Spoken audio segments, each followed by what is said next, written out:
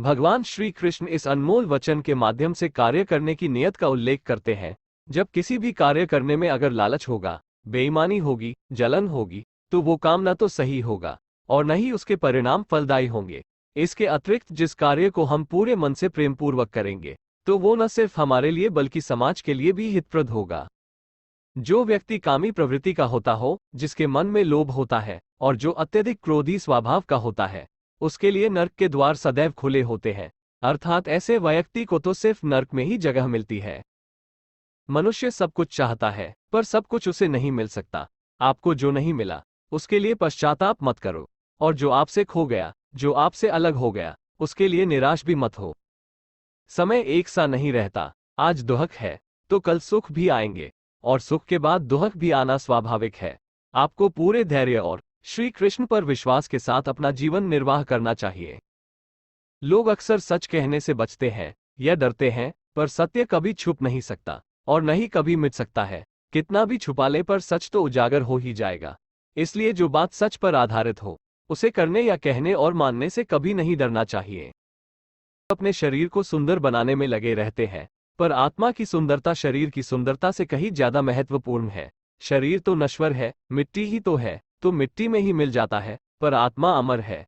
इसलिए आत्मा की सुंदरता पर ध्यान दो। आत्मा की सुंदरता अपने को श्री कृष्ण में लीन करने में मिलती है।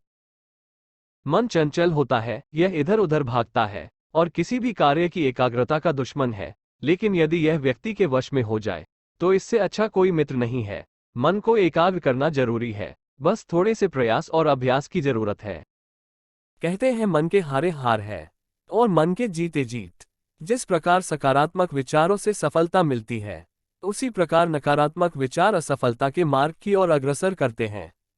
क्योंकि जैसा हम सोचते हैं, वैसे ही हम बनते जाते हैं, और अपने विचारों के माध्यम से ही हमें नकारात्मक और सकारात्मक परिणाम मिलते हैं।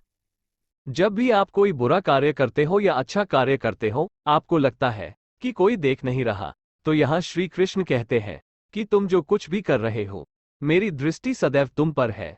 इसलिए आप यह मत समझे कि आप अकेले हैं, आपके साथ श्री कृष्ण सदैव है। न तो समय रुकता है और न ही एक सा रहता है। बुरा समय हो या अच्छा समय बदलता जरूर है। आज बुरा है तो कल अच्छा, और अच्छा तो फिर बुरा समय जरूर आएगा।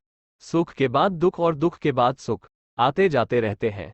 इसलिए इस पर हमारा कोई वश नहीं है, लेकिन कर्म पर हमारा वश जरूर है। आप सिर्फ कर्म करिए, फल की चिंता किए बगैर। समय आने पर फल जरूर मिलेगा। जो अज्ञानी व्यक्ति होता है, वो ये गलतफहमी पाल लेता है कि मैं करता हूं, सभी कार्य मेरे द्वारा किए जा रहे हैं। ऐसा जान उसमें अहंकार घर कर लेता है। परंतु इस श्रेष्ठी में जो भी हो रहा है, वो तो प्रकृति द्वारा किए जा रहे हैं। अज्ञानता के कारण व्यक्ति में जो मैं का अहंकार जन्म ले लेता है, तो उसका पतन होना निश्चित है। संदेह की स्याही से संबंध के पृष्ठ पर कभी शुभ अंकित नहीं होता। इसलिए अपने मन के विचार और संबंधों का आधार दोनों ही शुभ रखें। गति के लिए चरणों पर ध्यान देना आवश्यक है, किंतु प्रगति के लिए सदैव आचरण पर ही ध्यान देना चाहिए।